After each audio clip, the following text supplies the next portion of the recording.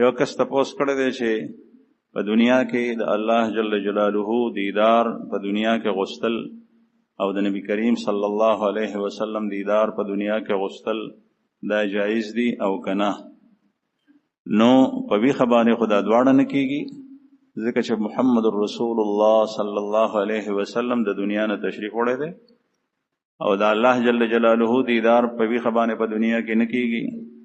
ځکه قرآن کریم کې الله جل شانه فرمایي موسی علیہ السلام چې کله وی قال رب ارني انظر اليك قال لن تراني ولكن انظر الى الجبل فإن استقر مكانه فسوف تراني. موسی علیہ السلام جلیل القدر پیغمبرو نیازبین هغه وی چې یا الله ما ته خپل ځانو خای چې زه تا ووینم. الله پاک ورته فرمایي لن تراني، ته هرگز ما نشي لیدلی او ته دې غر ته وګوره که دا ټینګ شو نو کېدای شي چې ما ووینې. غر باندې الله پاک خپله تجلی نازله که د نور، نو هغه تجلی غر نشو برداشت کول، نو غر چوری چوره شو.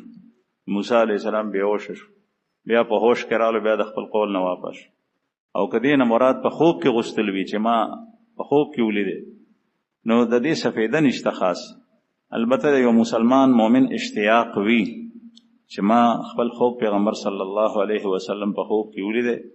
بعض حضراتو کثرت سره درود شریف دا ذکر کړی او الله جل شانه لیدل الله پاک بیچون بیچرا دی، هغه د مخلوق په شان نه دی، د هغه د لیدو تمنا کول مناسب نه دی.